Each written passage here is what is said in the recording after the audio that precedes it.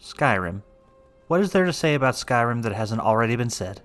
It's one of the greatest games of all time, and there's a reason we're still playing it 14 years after its release. Part of the reason is the amazing mod scene that you can access both on the PC as well as the console versions. Well, except for the Switch version. Sorry, Switch players, you're missing out on like half the game. And while I was looking through Nexus mods one day, I came across a mod that combined Skyrim with one of my other favorite franchises, Kingdom Hearts. The mod added a bunch of craftable Keyblades to the game, which got me wondering, can you beat Skyrim with only a Keyblade? The rules are simple. The only weapons I can use are the Keyblades added in this mod. I'm not allowing myself to use any magic, but I am allowing shouts. I do have a couple other mods installed. I'll have a full mod list down in the description. Only one of my mods actually affects the challenge, and I'll explain that when I get there. It just makes the beginning of the game less tedious. But without further ado, let's begin. Actually, just a little bit of further ado, if you don't mind to go right down there and hit that subscribe button. I'm trying to make a full-time job out of this YouTube thing, so every subscription goes a long way to help make that a reality. Thank you so much! I chose to play as a Breton for their magic resistance, so I would have some resistance against the dragon's breaths, and then name myself Sophia after the Gnostic goddess of wisdom. I'm not entirely sure where my brain draws the line between Kingdom Hearts and Gnosticism, but if you take the frankly way too much time needed to understand the Kingdom Hearts story, there's a lot of similar themes, and that's good enough for a name for a Skyrim run. Anyway, since my fists are not Keyblades, I just run through the tutorial without attacking anyone or anything. For the record, I did leave with Hadvar so I could go ahead and have the key, so I didn't have to wait for the first fight to finish. After talking to Alvor and Riverwood, I got to making my Keyblade. And this is where the mod that actually affects this challenge comes into play. You see, to make the Keyblade you need gold ingots, and while I could go to a bandit camp that's near Whiterun and get the transmute spell, if you've ever tried to do that without actually attacking anyone, you'll know how annoying it is. So I downloaded a mod to expand Skyrim's crafting system, and one of the things it lets you do is melt down 100 gold pieces into a gold ingot. So I sold any loot that I had picked up on the way here, chopped some firewood, and then I had enough gold to make gold ingots for the Keyblade.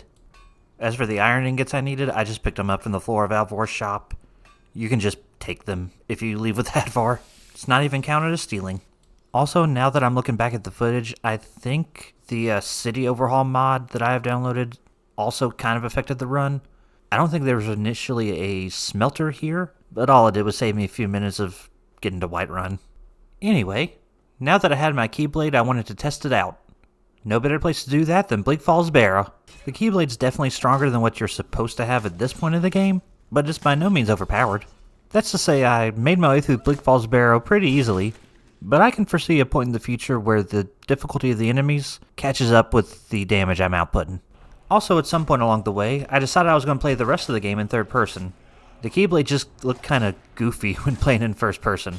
But I cleared out Bleak Falls Barrow and made my way to Whiterun, where I talked to the Jarl and told Farengar that I just so happened to have already found the rock he wanted me to go get. Then for some reason, giving the rock to Farengar made a dragon attack. Honestly, in this first dragon fight, unless you have some sort of range capabilities like a bow or magic, Irileth and the guards do most of the work for you. When we finally got him to land, I ran in and whacked him a few times with my Keyblade, and then ate his soul. This game must sound so strange to people who've never played it. I reported back to the Jarl, and he told me to go take a hike to the tallest mountain in the world. Before I left though, I wanted to check something. Sure enough, you can sharpen the Keyblade. So I went ahead and did that before heading out. Might as well get as much damage out of as I can.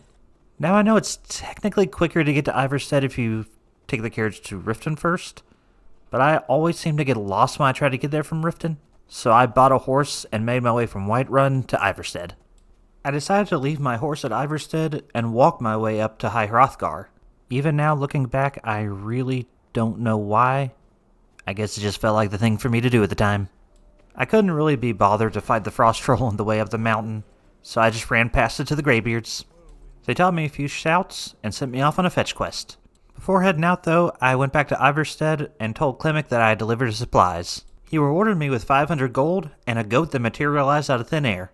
I know it feels like I call it a glitch in every Bethesda run I do, but honestly that's just a big part of the reason these games are so fun to me. Like, you never know what's going to happen, even when you've played the game 100 times. But continuing on, I made my way through an old crypt to not get the horn, and with my task failed successfully, made my way to Riverwood. I asked for the attic room at an inn that clearly doesn't have an attic, only for the innkeeper to tell me she's part of an ancient order of dragon hunters. Awfully convenient, but I'll take whatever help I can get. She wanted me to help her slay a dragon so she knew I was the real deal. The fight against Salakanir is usually one of the easiest ones in the game. In fact, you can usually have him defeated before his skin grows back. But somehow I got lost along the way and got stuck on the terrain, so he was already fully brought back by the time I got up there. Now that's not to say that the fight was difficult at all. Even after he's fully brought back, he's still one of the easiest dragons to take out in the game. I think it has something to do with the fact that he just chooses not to fly as much as other dragons, and so you can get more hits off on him with melee attacks. Anyway, once the dragon was down and I'd eaten another soul, Delphine knew I was the real deal. She sent me off to get ready to infiltrate the Thalmor embassy to see if they knew anything about the dragons. The Thalmor embassy really wasn't much of a challenge at all. I know according to the game you're like supposed to be sneaking through here or whatever. I don't think I've ever actually snuck through this part of the game. I always just fight everyone in my way. Like the most heavily armored opponents only have elven armor, and a lot of them are just wearing robes. It's really not that difficult, especially if you have healing potions. I got the dossiers I needed to get, saved Malborn, ran past another troll, and made my way back to Riverwood. Now it's off to find Esbern. When I made my way to Riften, I told Brynjolf I wanted nothing to do with his scheme or his group, and went on to find Esbern myself. Even with all the hours I put into this game, I had no idea you could just tell Brynjolf no, and he'd be like, oh, okay, cool. Hit me up if you change your mind. I always just assumed that picking the option to say no would stick you in a dialogue loop until you said yes. Anyway, I've played this game dozens of times, so I knew where to find Esbern without Brynjolf's help. I fought through some more Thalmor, found Esbern, and took him back to Riverwood. Esbern told us about a wall and a temple that could help us defeat Alduin, so we made our way to Skyhaven Temple. At Skyhaven Temple, I grabbed a set of Blades armor, which honestly to me is the most Kingdom Hearts looking armor in this game. Like I feel like Terra, Aqua, and Ventus especially would look right at home in this armor. Esbern tells us the wall says that in order to defeat Alduin, we need a shout. I headed back to the Greybeards where they yelled at me for their initiation, and then sent me off to talk to their leader Parthenax. I talked to Parthenax, who is a dragon, at the top of the mountain, and he tells me the dragons can't know the shout I'm looking for because it was created by mortals. But all hope's not lost because I can use an Elder Scroll to look back in time and learn the shout from the people who created it. So now I'm off to find an Elder Scroll. Making my way to Blackreach, the only thing really of note was the Centurion you have to fight right before you get there. Or at least I thought you had to fight it, but after it took me out with its steam attack way more quickly than I care to admit, I realized you can just loot the other Centurion that's on the ground and then just run ahead. So that's exactly what I did. Making my way through Blackreach, I didn't stop to fight anything, I just ran straight through, grabbed the Elder Scroll, and made my way back out. Before I made my way back to the Throat of the World, I decided to prepare a little bit.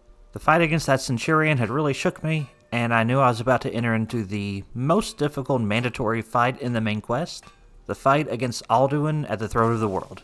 I decided to make a second Keyblade, this one a Kingdom Key D, so that I could dual wield them to output more damage.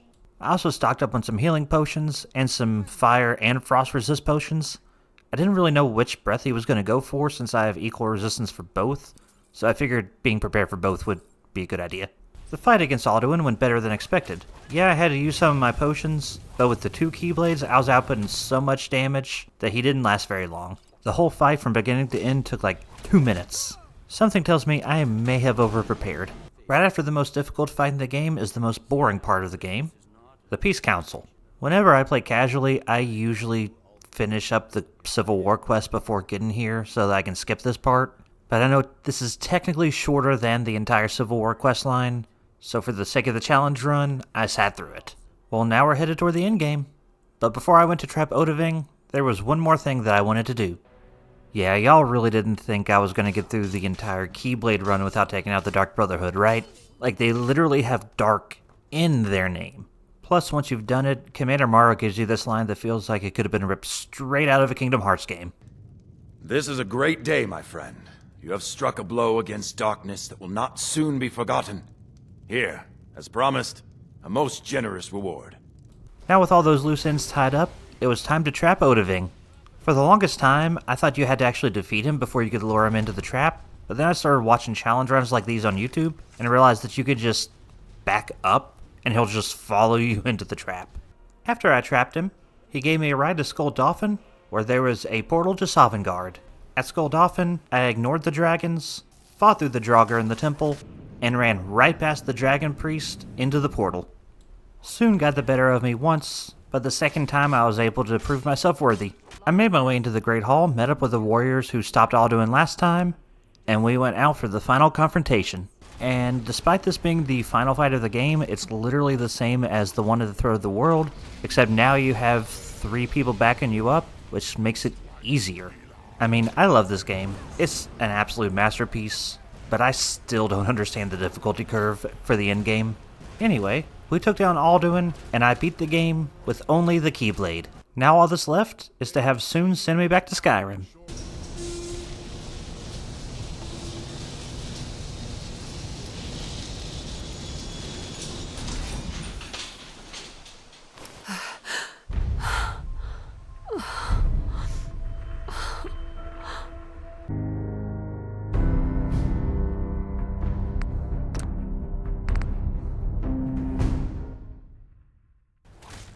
Thank you for watching this video. If you liked it, be sure to like, subscribe, comment, all that good stuff.